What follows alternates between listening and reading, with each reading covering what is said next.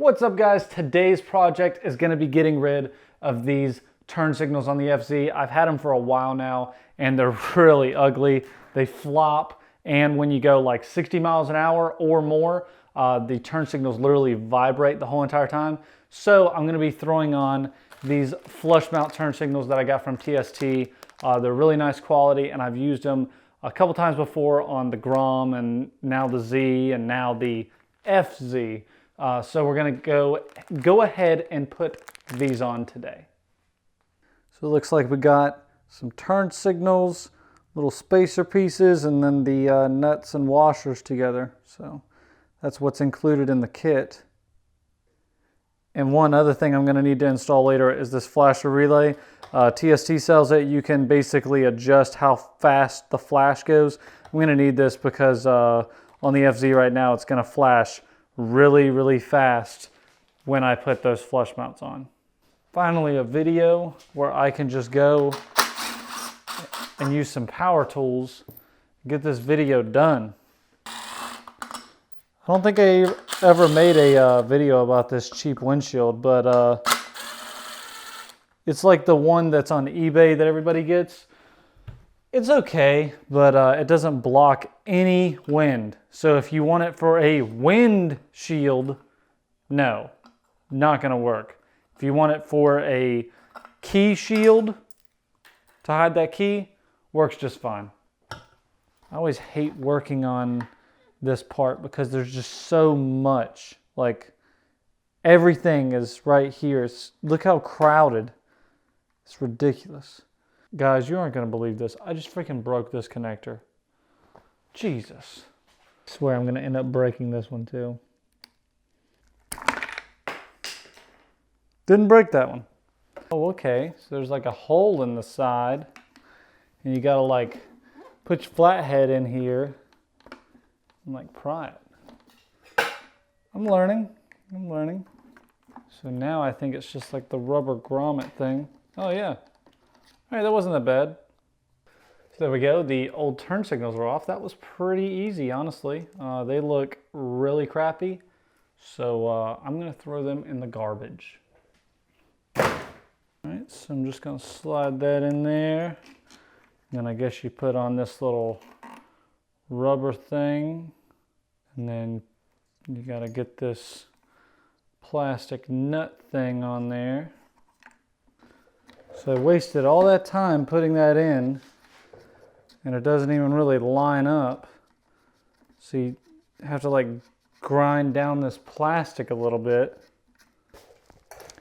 All right, so I'm back, so I had to like grind down these edges to make sure that it doesn't hit on the side.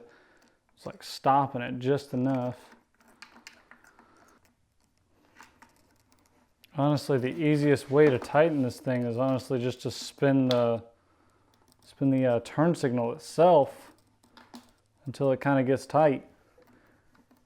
Maybe wrench it down after that, but I mean, I don't think that's going anywhere. I think it's pretty good. So now I got both turn signals on. It honestly wasn't too bad once I got the first one on and kind of figured out how you do it. So you have to like stick your finger up in there and turn it. It's better to turn the turn signal itself, really.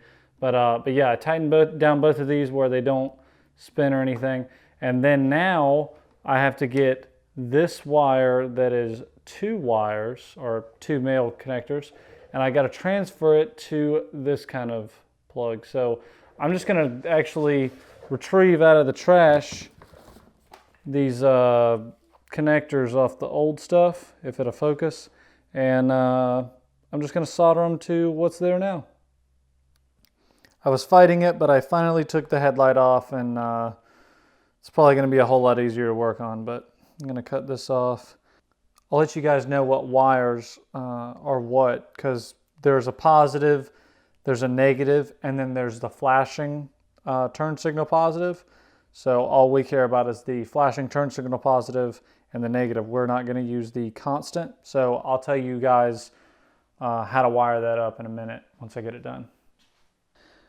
So after a little bit of fighting, trying to figure out which wire goes to what, there's actually a blue wire, a black wire, and a one side is dark green and one side is brown or dark brown. So to get it to work correctly, you want the dark brown and the dark green to go to the yellow, because I think that's the power wire, if I believe correct. Yes, that's right. So that's power turn signal. Then your ground is the black wire. So black goes to black pretty much.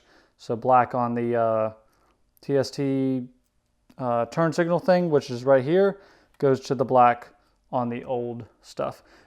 And the way that I pretty much wire, just to show you guys, pretty much the way I do it is I solder all my wires to start with, and I put flux on the wires, or the end of the wire obviously. Then I solder the wire on the very end, and it creates this really clean looking solder. Then I take my heat shrink and I put heat shrink over that. Then I flux and solder the other end of the wire on the piece I'm wanting to solder to, and then I take a good amount of solder and solder them together, then throw the piece of heat shrink over it, and that's it. Just heat it up and it'll shrink. So that's how I solder. I use like this flux stuff that came from Radio Shack a long time ago when they were in business. So I use this, and then just a soldering gun. And then if you want to get better at soldering, use a sponge and every now and then go clean your tip. And it'll keep your tip really nice and sharp. If you can see there, it's really sharp, and I've used it for a long time. So just something to keep in mind is, cleaning it every now and then, because you get that junk on there and it just doesn't work. So yeah. So when you get some practice at soldering, this is what your solders are going to look like. You can see the two wires are put together. I cut the ends, put the ends right beside each other, and then just solder them. Don't try to loop them and all that. That's a little much.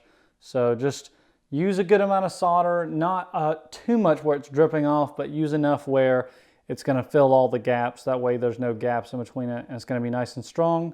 Then once you get a nice strong connection, you might want to tug on it, make sure that it is connected, and this one, obviously is connected.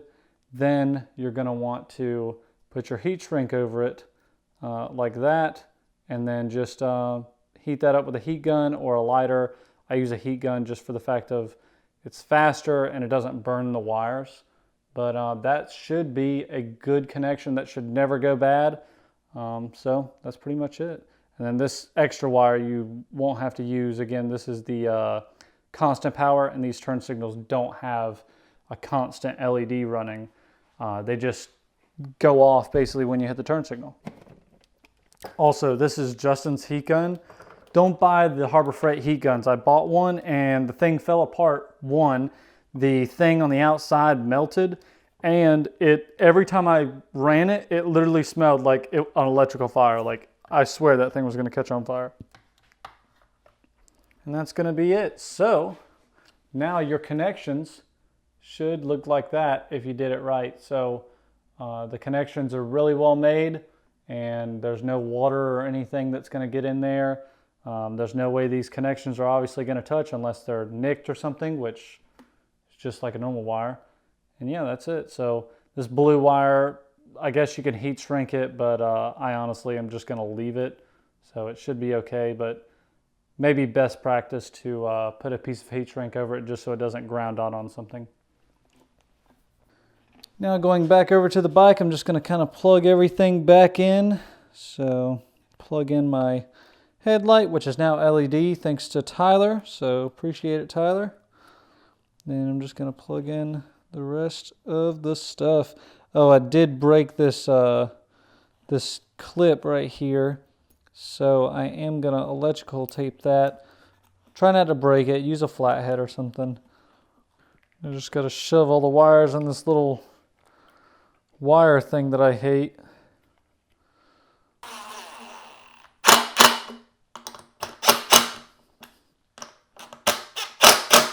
There she is. I got her all done. All the turn signals and all the bolts and everything are put in. One of my bolts did get like stripped out on the side, but that was my bad, I guess. But yeah, it looks great.